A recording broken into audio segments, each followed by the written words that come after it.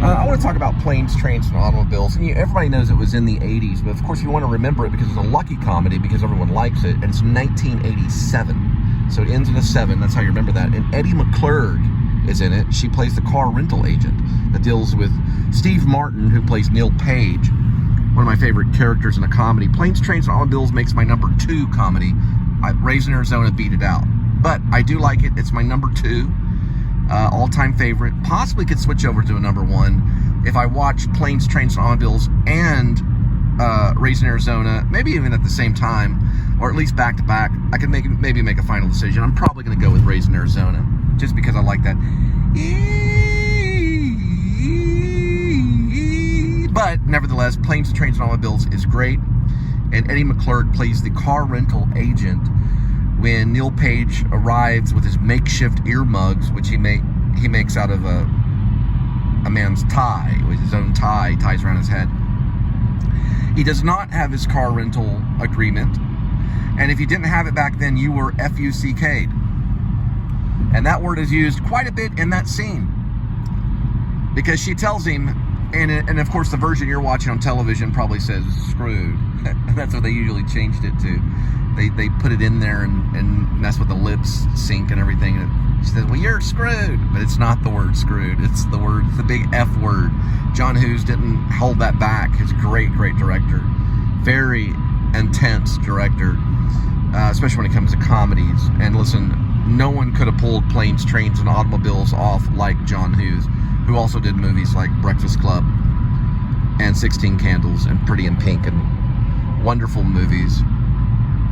John Hughes, great director. Well, I just wanted to say that because I like the car rental agreement scene. But also Kevin Bacon's in it. He plays a taxi car racer. So he races for the taxi cab in New York, because it begins in New York and it ends in Chicago. And they're on the streets of New York walking along, and you see Kevin Bacon looking at Neil Page, or Kevin, taxi cab racer, looking over at... Okay, here comes a good one right here. At Neil Page, Steve Martin's playing. You know, there's a social media post just now of Kevin Bacon. He's on a subway. I don't know where subway he's on, but he's on a subway with his wife, probably visiting for the holidays. You've got to see Planes, Trains, and Automobiles. My favorite. And listen, I have a chance to possibly be a Hollywood director. I don't know if I'm going to be like John Hughes, but I do, because I know people in Hollywood. Like my friend, Drake Dormus. He's actually a Hollywood director. He's made $1 million movies. He's made movies that have been released in all the theaters. And I auditioned for him, and for a play. He did a play out in Santa Ana. I used to live in Long Beach. I do have a shot. There's a possibility. I need to clean up this one werewolf screenplay. I don't know if it's going to be the werewolf screenplay, guys. That's kind of an experimental piece. I've been working on it. But a dream of mine, secretly, is to do a remake of Planes, Trains, and Automobiles, to see if we could get it lifted off. I got some crazy ideas. But I've always admired the Neil Page character, and we would, of course, be too old. We'd be older. I don't even know the exact ages of John Candy and Steve Martin when they did it. I'll have to look it up in a minute. I'm assuming they were in their 40s. But my little dream is, because I'm a big fan of A.D.W.C. He does a great vlog channel that's full of dialogue. Adam's great with rhythm. He's a great speaker, just like John Candy was a great speaker. Now, he's not, of course, as big as John Candy, but he has a hefty soul, just like John Candy was very big in his soul, you know, the way that he was. And people have compared me to Steve Martin on stage. I've been compared by critics and stuff of being like Steve Martin. It would be great to do. Now, it's been a long time since I got the old scripty poo out and done some memorization, but I've done a lot of readings, and I try to keep up with my acting. But he would definitely be called in if he's still vlogging, and I would definitely send him over and say, let's give A.D.W.C a shot at the old Del Griffith role. I could see him, because he's been, you know, he's been on the airlines, you know, and he's done the vlogs on the airlines so great. And he's a great salesman. And Del Griffith was a salesman, and he was a shower curtain ring salesman. But I would try to do it script for script, shot by shot nearly. It would be wonderful to do. John Hughes' masterpiece. I don't know if we could pull it off. Somehow throwing Carpetbagger. I see Carpetbagger. I don't know if saw as a director. But, you know, acting, listen, acting is not the same as vlogging, but it does require the same techniques. And memorization, I mean, it's a B-I-T-C-H. It's a tough one. And Planes, Trains, and Automobiles is a hefty script with lots of dialogue, especially for Del Griffith. But that's a good script to snag, by the way. This is just an idea. It's just an idea thrown out there. But that's a great script to snag. I've read some of it online. It's a great little script. John Hughes was behind all of that.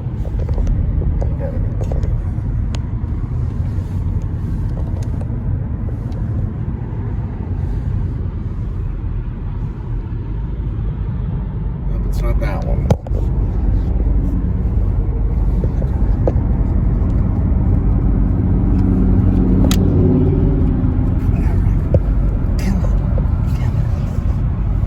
Dogs are barking. Let's see what we got. Nope, it's not that one either, I don't think. No, it must be my imagination. Alright, sorry about that. There goes an Uber. Got a little dash amp. A little amp dash in there.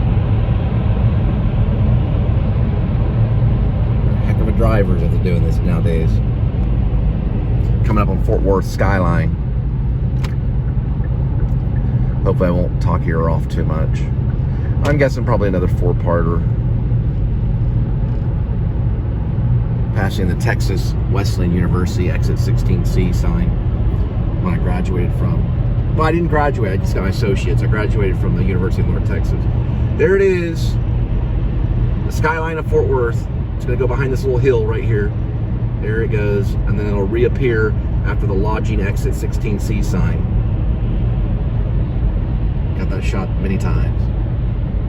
All right, let's go home and see Kitty and Linda. All right, guys. Steve Martin was 42 years of age when he did Planes, Trains, and Automobiles in 1987. He was born in 1945. A little bit older than my dad and my mom. He's an old dude now. John Candy was born in 1950. So he was 37 when it was released, when Planes, Trains, and Automobiles was released. So, you know, I'm 50. So, I don't know, we may have to cast it,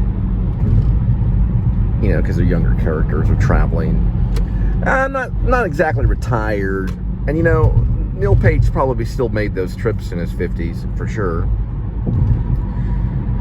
It could be done with older characters. It could still probably be funny, but they were just great together, you know. 40s is a great time to be alive. 30s especially. Now, of course, John Candy, he died at a young age. But I don't know. I don't think the obesity thing is like completely necessary with, you know, like a remake.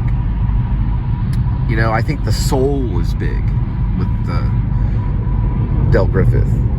It's not the size of the person completely, you know. Neil Page kind of is a vain character, you know, just like Steve Martin was playing this account executive guy, you know, this advertising guy, you know, this guy in advertising that used discretion for a living, you know, or at least listened to discretion for a living, you know. He knew what was right, you know, he was Neil Page, you know. And by the way, if you're going to have a conversation, try having a point. That kind of stuff. He was angry at the hometown talky person that big old Del Griffith was, you know. One of my favorite lines of Del Griffith is like, well, you want to count your bets here or whatever, that we're going to be having a turkey roll right here. He's talking about Thanksgiving. Calls it a turkey roll. We'll be having a turkey roll right here, you know. Just some of the facial expressions of John Candy is just amazing. Just that whole thing. Makes you want to cry. And then the very ending, you know, every time you go away, You take a piece of me with you. If you even got the lyrics right on that one. Every time you go away. And they're carrying that huge box cart. It's like a carrying case, you know. It's a huge piece of luggage, something Blanche DuBois would have, you know. It's like a huge suit. It's not even a suitcase, really. It's like a crate. The Lord is good. Psalms 107. It's like a I don't know. There's probably a few names for those types of luggage pieces that he carries. Anyway, shower curtain ring salesman. Also, like the time they get in that cab and they're driving to that hotel and they're going the long way. The guy's proud. He's proud of his city. You know, that comes a long ways nowadays. You know, or something like that. Yeah, it's like people, you know. Dale Griffith lived on the kindness of strangers.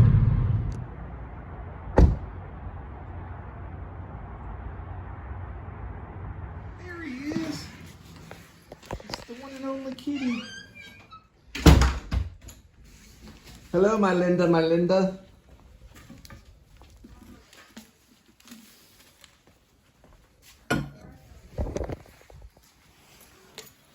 Every time you go away, you take a piece of me with you. Meow, meow, meow. Oh, there she is. What are you doing in there?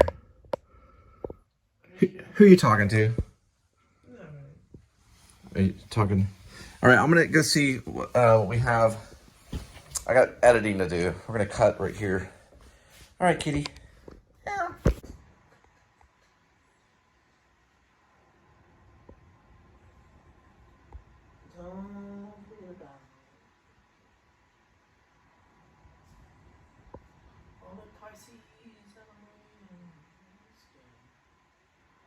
Are you singing an Irish hymn? Linda, you got Irish in you, Irish and French? Yeah. Yeah, that's the problem. Those two are weird. I've got Irish and English. I've got like discretion and irrationality. We're getting ready to record a song. This is what Linda does. She just sits and stares at the wall. She's pretty method. There she goes. She's singing. What's that? Sing it again. What you gonna do? What you gonna do? What you wanna do? I tell you what I'm gonna do. Damn, Pisces always dies so early. She's got to think about Pisces. March 1st, March 8th, March 10th, March 11th. Leo likes to play with Pisces. They play together. Because you're the fish, and I swat at the fish.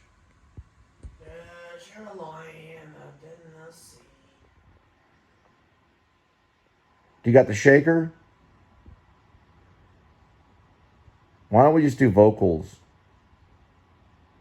It's impossible. It's actually just called impossible.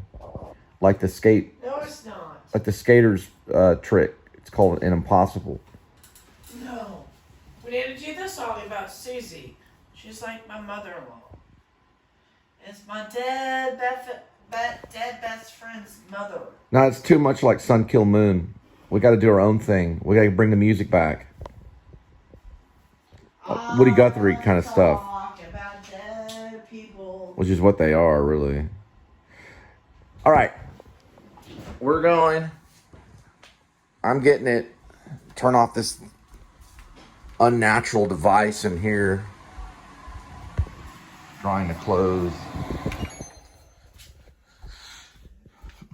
It's time to get real. I've been rehearsing. I'll get my Oscar Schmidt. Our songbook is right here. I'm going to show you all the lyrics real quick. I don't really need to. I got another vlog after this, and we're not going to record it tonight. We're not ready. We're rehearsing. Get your chair and bring it up this way. 3 dead people. Stop being sad. This is a happy song. Ow. Sorry about that. Grab a chair. I'm going to show them. Here's a lyric. 5 o'clock in the morning. Watch the F-bombs. I can say whatever I want. Okay, shh. I'm just showing them the lyrics. Mother-in-law just died. Showing them lyrics. It's not your mother-in-law. Yes, it is.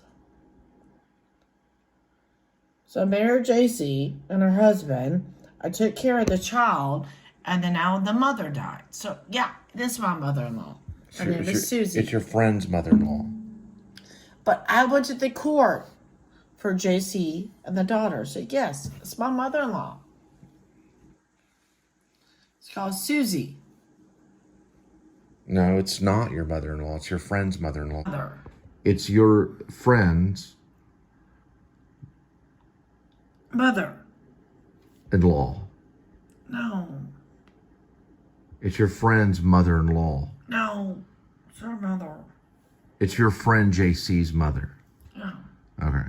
So it's your friend's JC mother. All right, we're going to record the song.